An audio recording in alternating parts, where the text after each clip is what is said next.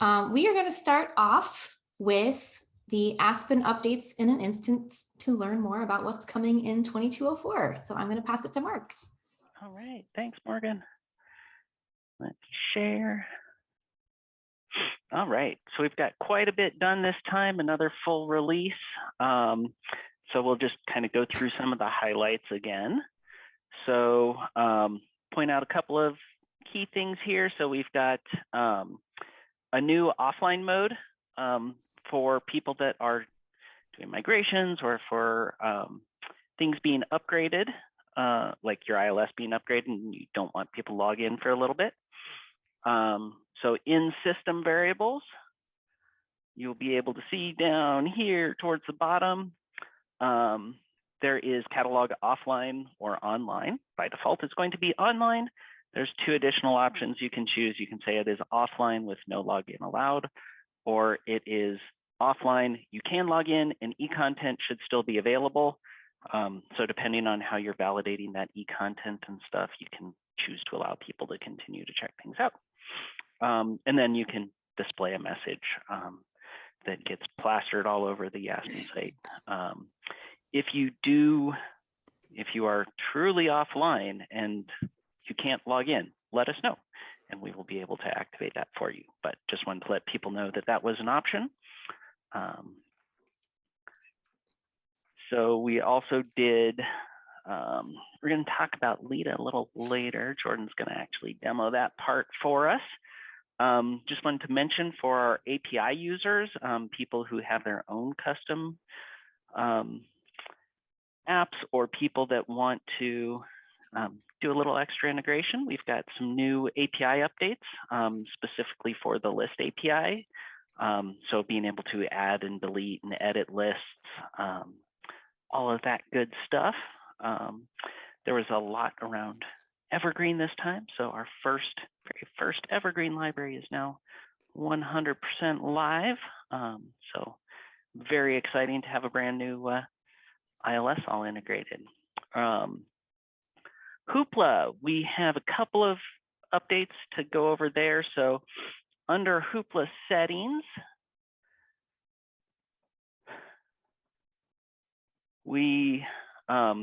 so under settings, what you can't see here is the setting that we removed because we moved it into the scopes. So for the scope, we now have the exclude records with copies from other e-content vendors. So this is Overdrive, Cloud Library, Access 360, etc. You can choose, do you want those excluded? Do you want to hide them? If other copies are available or if other copies are owned. So we had some libraries say, you know what, for those classics and things that they're always available, we want to just get rid of those, even if, or for popular titles, we still would rather not show those in Hoopla, so those can be removed now. The other thing that we had, so somebody noticed that when you try to check out a Hoopla title and you don't have an account, there is a message that comes back from Hoopla through the APIs that redirects you to a specific page to log in. And that page no longer exists on the Hoopla site. So we reported that to Hoopla. They will fix it.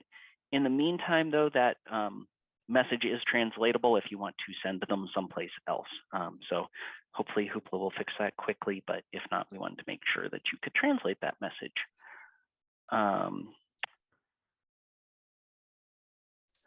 Let's see, other things.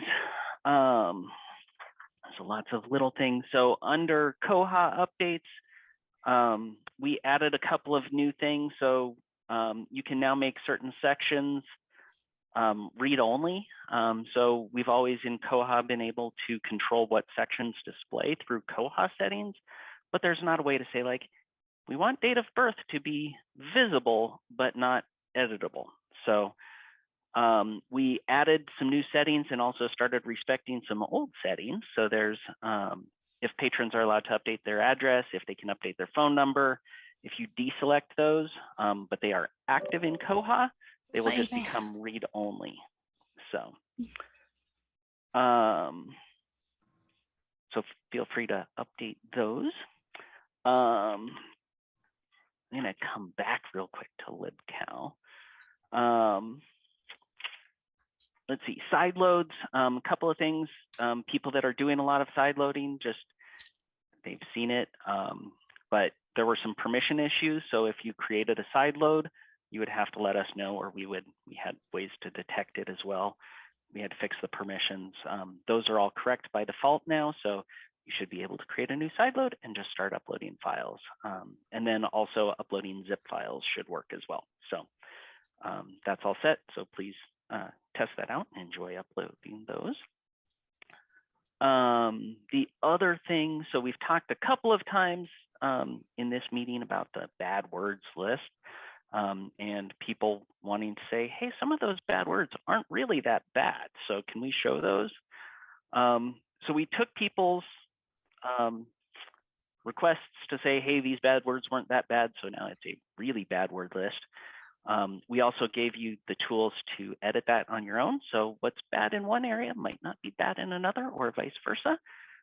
So pardon, you're going to see some bad words. Feel free to look away or whatever. So in the bad words list, we can see a list of all of those. You can now, if you decide something is not that bad, you can edit it and just delete it. And you can always add your own. So you can go through, click add new, and add your own. So that should be a lot easier. If you see any issues, let us know. Let's see, before I demo libcal and Jordan demos, Lita, just want to say we've got a couple new e-commerce vendors in progress. So there is Express Pay and there is FIS WorldPay. These are both very, very close to done.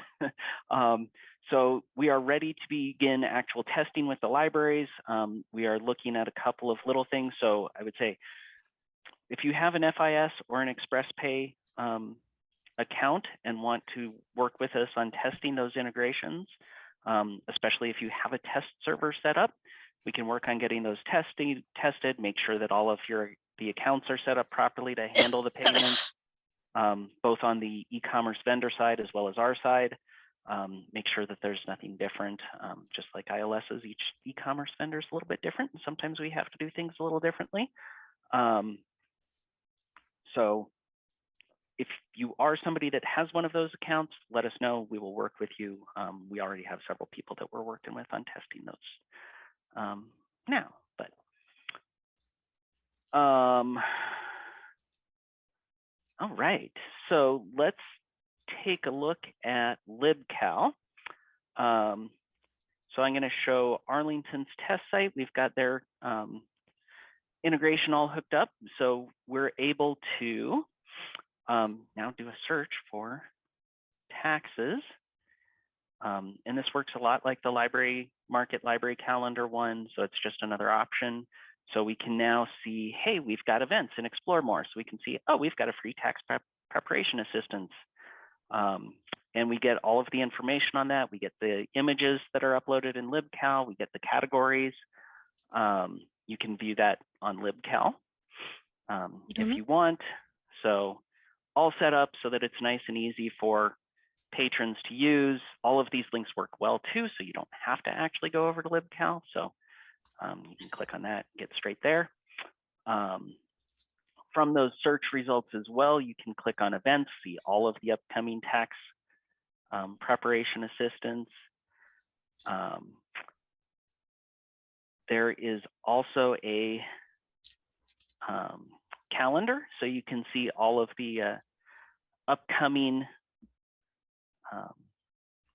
things on a calendar. So if I'm just browsing kind of for something to do today or to do tomorrow, I can say, oh, hey, that spy scavenger hunt's happening tomorrow. Let's see what's going on for that. Okay, grades 3 to 6. Okay, maybe bring somebody over and do that. Looks like fun after school activity. So that's really fun. The other thing is if there's registration, you can see that directly within search results.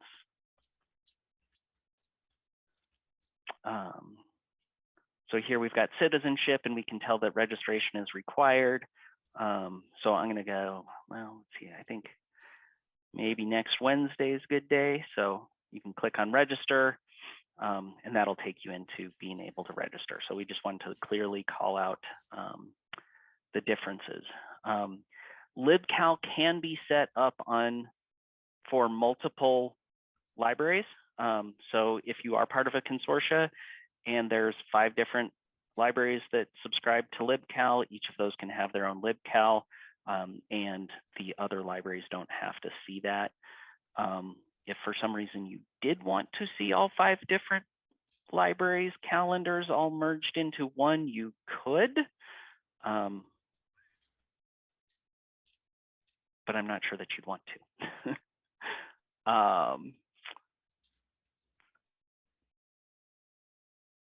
Let's see, those will also then, so if you do have combined results turned on, so if we want to search for taxes here, we can also see we've got our catalog results and events related to that. So that will work. If you do have combined results currently set up, you'll just need to go in and edit your combined results settings to make sure to enable events. All right, with that, I'm going to pass over to Jordan to talk Lita. Okay, let's see. We have a few new things to show you in Lita. You should be seeing the simulator with our phone right now. The first thing, if you came to our Lita webinar earlier this month, you already know this, is that we do have lists in Lita now with this latest release. So let's just say I went out for Indian food last night and I had saag paneer, and now I'm interested in learning how to make it myself. So I'm going to search for, let's say Indian cooking. And what you have over here is a little bookmark. And you can, from here, either choose an existing list or create a new list. So I'm going to create a new list here. And just so I remember what dish I want to cook, I'm going to put private versus public. Works the same way it does in Aspen Discovery. This is the public, doesn't make it public in your catalog. It just means that you can share the URL to that list with others. But this is just for me, so I'm going to make it private. Go ahead and create list here. Let's see. I'm just going to say, this one looks good too. Now we have Indian cooking down here. Save to list. And we might make some updates to this workflow. I recognize that in Aspen, it usually remembers that last list. That was just a little piece of this that we didn't complete, but we wanted to go ahead and do this, go ahead and share this list functionality for you. I can also save something to a list from this page. So down below the description, we have add to list, and add it right there. And then within the account menu, we do also have this lists section. And you can see right now here all of my other lists. And then we have the Indian cooking list right here. I can edit the list. I can also, I'm not going to delete it because I actually want this list, but I could also delete the list from here. One other thing that we added to Lita is the ability to see logos. You might have seen it right up here. In a couple different places for your library. So if you upload a logo that's specific to your library, you see it in the account drawer right here. And then you also see it on the library barcode page here. If you did go to the webinar, you probably noticed that it's a lot faster. So we worked really, really hard on performance this release. I mean, we have gotten some tickets on that. So I would like to encourage you when this release comes out to keep putting it through its paces. We are going to continue to work on performance and make sure that Lita is working to meet your expectations in that way as well.